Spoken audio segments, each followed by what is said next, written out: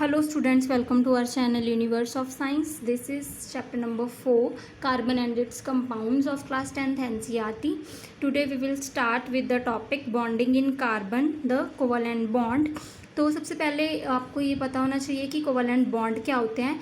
Covalent bond क्या होते हैं बच्चे? जो इलेक्ट्रॉन पेयर्स की शेयरिंग से बनते हैं. पहले हमने पढ़ा था चैप्टर नंबर 3 में आयनिक कंपाउंड्स के बारे में पढ़ा था. आयनिक कंपाउंड्स कैसे बनते हैं? आयनिक कंपाउंड्स या तो गेन ऑफ इलेक्ट्रॉन्स या फिर लूज ऑफ इलेक्ट्रॉन से बनते हैं. लेकिन जो कोवालेंट बॉन्ड्स होते हैं ये उनसे बिल्कुल डिफरेंट है. डिफरेंट कैसे हैं? इसमें आपने क्या करना है, शेयरिंग करनी है. लेकिन आयनिक कंपाउंड्स में हम पूरी तरह से ही दे देते थे. ठीक है, इलेक्ट्रॉन्स जो मेटल थी वो जो इलेक्ट्रॉन्स थे उनको क्या कर देती थी, या तो गेन कर देते थे मेटल नॉन मेटल या फिर लूज कर देते थे. ठीक है, तो अब हम इसके बारे में पढ़ेंगे, ब्रीफ में पढ़ेंगे. सबसे पहले आयनिक कंपाउंड्स के बारे में थोड़ा सा देख लेते हैं. आयनिक कंपाउंड्स को हम एक एग्जांपल लेके समझते हैं, आपको ज़्यादा क्लैरिटी से समझ में आएगा. लेट्स सपोज कि मैंने जैसे Na2O ले लिया. ठीक है, इसकी एग्जांपल लेते हैं. अब आपको अच्छे से समझ में आएगा कि क्या मतलब है गेन और लूज ऑफ इलेक्ट्रॉन से. सबसे पहले सोडियम देख लो. ठीक है, सोडियम का एटॉमिक नंबर 11 होता है. तो इसकी जो कॉन्फ़िगरेशन होगी वो 2 और यहाँ पे हमें 8 चाहिए. 8, 9, 10 और ये 1. मतलब इसकी वैलेंस शेल में कितने इलेक्ट्रॉन्स हैं? 1 इलेक्ट्रॉन है. ये इसकी वैलेंस शेल है, इसमें कितने इलेक्ट्रॉन्स हैं? 1 इलेक्ट्रॉन्स हैं. तो इसकी दो पॉसिबिलिटीज़ हैं. या तो ये एक इलेक्ट्रॉन है लूज़ कर दे, क्योंकि फिर इसको स्टेबल कॉन्फ़िगरेशन मिल जाएगी, इसकी ऑक्टेट पूरी हो जाएगी. या फिर ये किसी और से 7 इलेक्ट्रॉन्स ले ले. तो अब गेन करना तो पॉसिबल नहीं है, क्योंकि एनर्जी बहुत ज़्यादा चाहिए. 7 इलेक्ट्रॉन ले किसी से अगर हमें गेन करने हैं तो उसके लिए हमें बहुत ज़्यादा एनर्जी चाहिए. That is not possible. तो इसीलिए जो सोडियम है वो क्या करेगा, एक इलेक्ट्रॉन को लूज़ कर देगा. लूज़ करना ज़्यादा ईजी है एज़ कम्पेयर टू 7 इलेक्ट्रॉन्स किसी से लेने. तो अब हमारे पास यहाँ पर 2 एटम्स हैं. ना दूसरा हमारे पास क्या है, ऑक्सीजन है. ऑक्सीजन का एटॉमिक नंबर क्या होता है? 8 होता है. इस हिसाब से इसकी कॉन्फ़िगरेशन हो गई 2 और 6. इसका मतलब जो ऑक्सीजन है इसकी भी 2 पॉसिबिलिटीज़ हैं. या तो ये अपने 6 इलेक्ट्रॉन्स लूज़ कर दे. ठीक है, या फिर ये क्या करे, 2 इलेक्ट्रॉन्स किसी से गेन कर ले और अपनी जो ये शेल है इसको क्या कर ले, स्टेबल बना ले. स्टेबल कैसे बनेगी? जब इसमें 8 इलेक्ट्रॉन्स होंगे. तो ऑफकोर्स 6 इलेक्ट्रॉन्स किसी को देने की जगह वो क्या करेगा, 2 इलेक्ट्रॉन्स किसी से गेन कर लेगा. तो इसी को बोलते हैं. अब हम देखेंगे कि ये आपस में एक दूसरे से ये इलेक्ट्रॉन्स लेते कैसे हैं, देते कैसे हैं और कैसे आयनिक कंपाउंड्स बनते हैं. नाउ लेट्स सी कैसे एक दूसरे से इलेक्ट्रॉन्स लेते हैं और कैसे एक दूसरे को इलेक्ट्रॉन्स ये क्या करते हैं, देते हैं. Now Na2O that is sodium oxide. ये क्या है, सोडियम ऑक्साइड. ठीक है, तो ये जो सोडियम ऑक्साइड है आपको पता ही है कि ये एक कंपाउंड है. तो ये कंपाउंड कैसे बना? हमें पता है कि जो हमारा सोडियम है उसकी वैलेंस शेल में 1 इलेक्ट्रॉन है. सोडियम की वैलेंस शेल में 1 इलेक्ट्रॉन है और जो ऑक्सीजन है उसकी वैलेंस शेल में 6 इलेक्ट्रॉन्स हैं. ठीक है, तो लेट्स सी. अब ये देखिए सोडियम है, इसकी वैलेंस शेल में 1 इलेक्ट्रॉन है. हमारे पास 2 सोडियम है, इसीलिए मैंने 2 सोडियम बना लिए. ठीक है, और ये किसके साथ रिएक्ट करेंगे, ऑक्सीजन के साथ. ऑक्सीजन की वैलेंस शेल में कितने इलेक्ट्रॉन्स हैं? 6 इलेक्ट्रॉन्स हैं. ठीक है, 1 2 3 4 5 6. तो अब ये इलेक्ट्रॉन इसने इसको दे दिया और इसने भी अपना एक इलेक्ट्रॉन इसको दे दिया. हमारे पास जो फाइनल कंपाउंड है वो कुछ ऐसा दिखा, क्योंकि इसने इलेक्ट्रॉन दे दिया तो इस पर पॉजिटिव चार्ज आएगा. ये पॉजिटिव चार्ज और नेगेटिव चार्ज का कॉन्सेप्ट मैंने लेक्चर नंबर, ये जो इंट्रोडक्शन लेक्चर है कार्बन एंड कंपाउंड का, उसमें अच्छे से करवाया हुआ है. आप वहाँ से देख सकते हो, ईजीली समझ में आ जाएगा. अब ये देखो 6 इलेक्ट्रॉन्स इसके पास पहले ही थे. 2 इलेक्ट्रॉन्स कहाँ से आए, ये इसने सोडियम से लिए. ठीक है, सोडियम ने क्या कर दिए, लूज़ कर दिए इलेक्ट्रॉन्स और ऑक्सीजन ने क्या किए, गेन कर लिए. और यहाँ पर 2 नेगेटिव चार्ज क्यों आया, क्योंकि इसने 2 इलेक्ट्रॉन्स गेन किए हैं. तो ये जो है ये पूरा हमारे पास कंपाउंड है, दिस इज़ आयनिक कंपाउंड। और ये आयनिक कंपाउंड कैसे बना? अभी अभी आपने देखा, लूज और शेयरिंग ऑफ इलेक्ट्रॉन से। ठीक है, जिन्होंने स्टार्टिंग का लेक्चर देखा हुआ है उनको ज़्यादा क्लैरिटी से समझ में आएगा, इसलिए जिसको थोड़ा सा भी कोई डाउट हो वो स्टार्टिंग का इंट्रोडक्शन लेक्चर ज़रूर देख लें ताकि वो अच्छे से क्लियर हो जाए। नाउ हम आगे मूव करते हैं अपने चैप्टर की तरफ। तो let's start with the topic. In the previous chapter we have studied the properties of ionic compounds. अभी अभी मैंने आपको आयनिक कंपाउंड्स बताए थे कि ये फॉर्म कैसे होते हैं, ये कैसे बनते हैं। अब हम इसकी थोड़ी सी प्रॉपर्टीज़ देख लेते हैं। प्रॉपर्टीज़ इसकी यही हैं कि सबसे पहले तो ये जो इनके मेल्टिंग और बॉइलिंग पॉइंट होते हैं वो हाई होते हैं। मेल्टिंग और बॉइलिंग पॉइंट हाई क्यों होते हैं? क्योंकि उनको ब्रेक करने के लिए ज़्यादा एनर्जी चाहिए। हीट ज़्यादा एनर्जी क्यों चाहिए? क्योंकि उनमें strong force of attraction present होती हैं। ठीक है, आयनिक कंपाउंड्स में इनको हम इलेक्ट्रोवेलेंट कंपाउंड्स भी बोलते हैं। इनमें जो फोर्सेस ऑफ अट्रैक्शन है वो ज़्यादा होती हैं, दैट इज़ वाई इनकी फोर्सेस इनके जो मेल्टिंग और बॉइलिंग पॉइंट है वो हाई होते हैं। इसके अलावा ये गुड कंडक्टर्स होते हैं इलेक्ट्रिसिटी और हीट के। आपने चैप्टर नंबर 2 में ये चीज़ पढ़ी है कि जो इलेक्ट्रिसिटी है वो कैसे मतलब कंडक्ट होती है। इलेक्ट्रिसिटी को कंडक्ट करने के लिए हमारे पास चार्ज्ड आयन्स होना बहुत ज़रूरी है, और चार्ज्ड आयन्स ही होते हैं आयनिक कंपाउंड्स में। ठीक है, दैट इज़ वाई ये गुड कंडक्टर्स ऑफ इलेक्ट्रिसिटी हैं। इसके अलावा ये हार्ड एंड ब्रिटल होते हैं। इसके अलावा इनकी high enthalpies of vaporisation and fusion होती हैं। तो ये जो टॉपिक है ये चैप्टर नंबर 3 का है, आप वहाँ पे देख सकते हो इसकी properties. Now let's move forward. Now we also see how the nature of bonding in ionic compounds explain these properties. Let us now study the properties of some carbon compounds. हम आयनिक कंपाउंड्स के बारे में तो पढ़ चुके हैं, अब हम किसके बारे में पढ़ेंगे? कार्बन कंपाउंड्स के बारे में। Melting and boiling point of some carbon compounds are given in table 4.1। ये जो टेबल आपको 4.1 दिया हुआ है एनसीईआरटी में, इसमें आपको मेल्टिंग और बॉइलिंग पॉइंट्स कुछ कार्बन कंपाउंड्स के दिए हुए हैं। ठीक है, are given in table 4.1. Now most carbon compounds are poor conductor of electricity as we have seen in chapter number 2.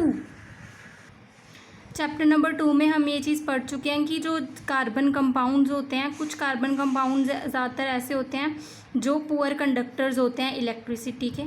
ठीक है, from the data on the boiling and melting point of the above compounds, we can conclude that the forces of attraction between these molecules are not very strong. ये जो forces of attraction होती हैं, ठीक है, किसमें? Carbon compounds में ये ज़्यादा स्ट्रॉन्ग नहीं होती हैं। ठीक है, since these compounds are largely non conductors of electricity, इसीलिए ये नॉन कंडक्टर्स होते हैं इलेक्ट्रिसिटी के अच्छे कंडक्टर्स ये नहीं होते। We can conclude that the bonding in these compounds does not give rise to any ions. अब यहाँ से हमें क्या चीज़ पता चलती है कि यहाँ पर आयन्स नहीं मिलते हमें, और हमें ये चीज़ पहले से ही पता है कि आयन्स होने ज़रूरी हैं। अगर हमें इलेक्ट्रिसिटी कभी भी कंडक्ट करवानी है, अगर किसी भी कंपाउंड्स में इलेक्ट्रिसिटी, कोई भी कंपाउंड अगर कंडक्ट करता है तो वो क्यों कंडक्ट करता है? क्योंकि उसमें आयन्स प्रेजेंट होते हैं। ठीक है, चार्ज्ड आयन्स मस्ट हैं। आपको पता है कि पॉजिटिव नेगेटिव आपस में स्ट्रांगली एक दूसरे को क्या करते हैं? अट्रैक्ट करते हैं। ठीक है, तो आयन्स होते हैं, जो आयनिक कंपाउंड्स होते हैं वो पॉजिटिव नेगेटिव कैटायन एनायन से ही बनते हैं। लेकिन जो कार्बन कंपाउंड्स हैं, कार्बन कंपाउंड्स किससे बनते हैं? शेयरिंग से। ठीक है, कार्बन कंपाउंड्स किससे बनते हैं? शेयरिंग ऑफ इलेक्ट्रॉन से। तो ये जो शेयरिंग होती है इसी के कारण इनमें जो फोर्स ऑफ अट्रैक्शन है वो कम होती है, और फोर्स ऑफ अट्रैक्शन कम होती है, और इसके अलावा इसीलिए ये जो इलेक्ट्रिसिटी है ये गुड कंडक्टर्स नहीं होते इलेक्ट्रिसिटी के। ठीक है, these are non conductors of electricity. इसके अलावा आप ये एसिटिक एसिड का जो मेल्टिंग और बॉइलिंग पॉइंट्स हैं ये दिए गए हैं टेबल में। Acetic acid CH3COOH, now chloroform CHCl3, ethanol CH3CH2OH, methane CH4। अभी आपको ये इतना अच्छे से समझ में नहीं आ रहा होगा, बट आगे जैसे हम ब्रीफ में इस चैप्टर को आगे पढ़ेंगे तो आपको और क्लैरिटी आती जाएगी कॉन्सेप्ट में आगे आगे। So next is, in class 9th we learned about the combining capacity of various elements and how it depends on the number of valence electrons. Class 9th में आप लोग कंबाइनिंग कैपेसिटी के बारे में पढ़ चुके हो. कंबाइनिंग कैपेसिटी किसकी? एलिमेंट्स की. ठीक है, और ये कैसे डिपेंड करती है? वैलेंस इलेक्ट्रॉन्स पे. आपको पता ही है वैलेंस इलेक्ट्रॉन्स क्या होते हैं. जो आउटर मोस्ट शेल में इलेक्ट्रॉन्स होते हैं, that are known as valence electrons. Now let us look at the electronic configuration of carbon. अब हम कार्बन की इलेक्ट्रॉनिक कॉन्फ़िगरेशन के बारे में देखते हैं. आपको पता है कि एटॉमिक नंबर कार्बन का 6 होता है. ठीक है, what would be the distribution of electrons in various shells of the carbon. Carbon की जो इलेक्ट्रॉनिक कॉन्फ़िगरेशन होती है, डिस्ट्रीब्यूशन ऑफ इलेक्ट्रॉन्स है, वो कैसी है? How many valence electrons will carbon have. जो कार्बन है इसमें जो वैलेंस इलेक्ट्रॉन्स हैं वो कितने होते हैं. Now let's see about carbon. ठीक है, कार्बन का जो एटॉमिक नंबर है आप सबको पता है, दैट इज़ 6. इसकी जो इलेक्ट्रॉनिक कॉन्फ़िगरेशन है दैट इज़ 2 4. इससे हमें क्या पता चला कि जो 4 है ये वैलेंस इलेक्ट्रॉन्स हैं. ठीक है, वैलेंस इलेक्ट्रॉन्स हैं. कितने वैलेंस इलेक्ट्रॉन? 4. अब जो कार्बन है, ठीक है, इसकी कॉन्फ़िगरेशन के अकॉर्डिंग इसके पास 2 पॉसिबिलिटीज़ हैं. या तो ये 4 इलेक्ट्रॉन्स किसी से गेन कर ले, या फिर ये 4 इलेक्ट्रॉन्स किसी को लूज़ कर दे. ठीक है, क्योंकि अब ना तो ये किसी को, देखो, लूज़ करने में भी एनर्जी लगनी है और गेन करने में भी. तो ये जो कार्बन है ये क्या करेगा? अपना दिमाग लगाया इसने और क्या किया? ना तो किसी से लिए ना ही किसी को दिए. क्या किया कार्बन ने? शेयरिंग स्टार्ट कर दी. ठीक है, कार्बन ने क्या स्टार्ट कर दी? शेयरिंग. लेट्स सपोज जैसे हम एग्जांपल ले लें CH4 की. हाइड्रोजन है जो, ठीक है, हाइड्रोजन और कार्बन, इन दोनों का आपस में बॉन्ड. इसको आप थोड़ा क्लियरली समझाती हूँ. ये देखो 4 इलेक्ट्रॉन्स हैं कार्बन की वैलेंस शेल में. ये मैंने 4 इलेक्ट्रॉन्स बना दिए. अब ये जो 4 इलेक्ट्रॉन्स हैं ये किसी के साथ शेयर करेगा, क्योंकि इसको 4 इलेक्ट्रॉन्स चाहिए ना कि किसी और से. और हाइड्रोजन, हाइड्रोजन के पास 1 है. हाइड्रोजन को भी अपनी जो शेल है उसको कंप्लीट करने के लिए 1 इलेक्ट्रॉन चाहिए. तो ये देखिए इससे बना लिए बॉन्ड्स.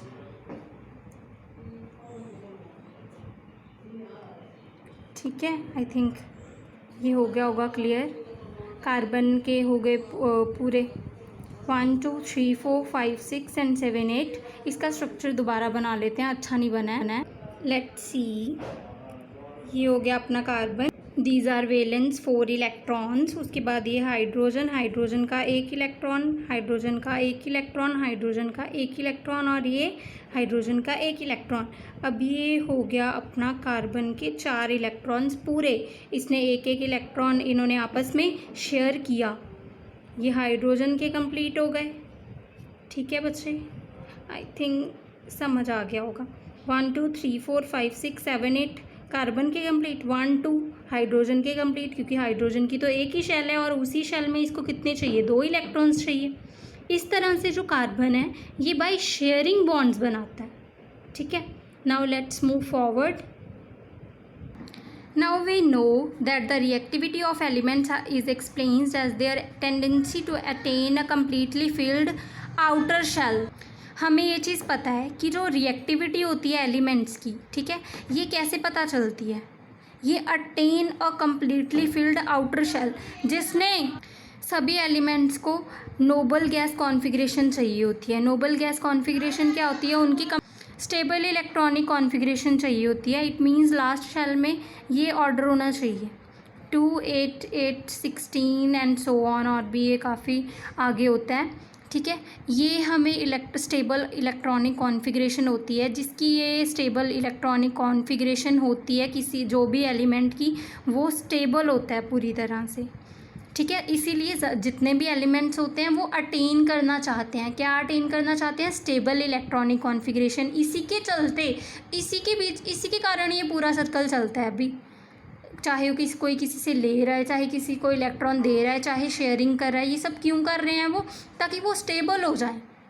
ठीक है, Now elements forming ionic compounds achieve this by either gaining or losing electrons. जो ionic compounds होते हैं वो stable electronic configuration कैसे लेते हैं, या तो इलेक्ट्रॉन लूज़ कर देते हैं या फिर गेन कर लेते हैं from the outermost shell.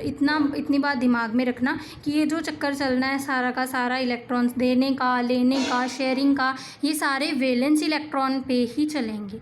जो इसकी आउटर मोस्ट शेल होती है सिर्फ उसी में ही चलेंगे, ठीक है, क्योंकि उसमें जो चार्ज होता है न्यूक्लियस का वो कम होता है एज़ कम्पेयर टू जो उसकी इनर शेल्स होती हैं.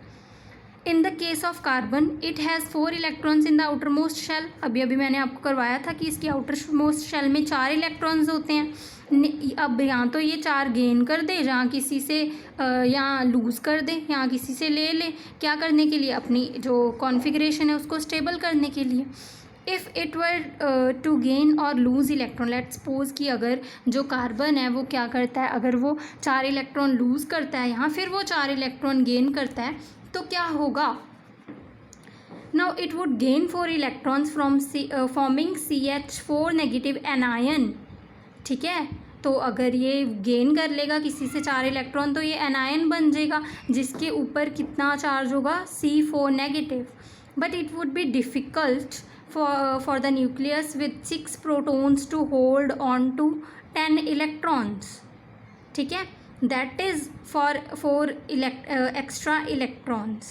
अब देखो जो न्यूक्लियस है उसके लिए ये चीज़ मुश्किल हो जाएगी, उसको हैंडल करना मुश्किल हो जाएगा क्योंकि उसके पास 6 प्रोटॉन्स पहले से ही हैं, ऊपर से उसके पास 4 इलेक्ट्रॉन्स इसके पास पहले थे, 4 इलेक्ट्रॉन्स किसी से ले लिए, लेकिन ये जो पॉजिटिव चार्ज है वो 6 था और 4 नेगेटिव चार्ज आ गया इस पर क्योंकि इसने किसी से 4 इलेक्ट्रॉन्स ले लिए. That is not possible for nucleus. उसको मुश्किल है. ये जो हमारे पास 4 नेगेटिव जो चार्ज आया है कार्बन पे, जो इसने 4 इलेक्ट्रॉन्स किसी से लिए हैं, वो 4 इलेक्ट्रॉन्स लेकर जो न्यूक्लियस है, न्यूक्लियस की जो एग्जिस्टेंस है, that is difficult. It could lose 4 electron. यहाँ तो ये 4 इलेक्ट्रॉन्स किसी को लूज़ कर सकता है. ठीक है, मतलब अब ये इस पे पॉजिटिव चार्ज आ जाएगा क्योंकि इसने 4 इलेक्ट्रॉन किसी को दे दिए, लेट्स सपोज.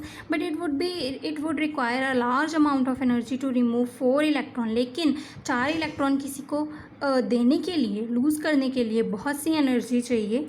ठीक है, it would require large amount of energy to remove 4 electrons living behind a carbon cation with 6 protons in its nucleus. ये 6 प्रोटॉन्स आपको कैसे पता चलेगा कि जो कार्बन है उसके पास 6 प्रोटॉन्स होते हैं. तो अपना दिमाग में रखना हमेशा ये चीज़ कि जितने इलेक्ट्रॉन्स होते हैं उतने ही प्रोटॉन्स होते हैं किसी भी एटम में. अब जैसे कार्बन है, इसका जो एटॉमिक नंबर है वो 6 है.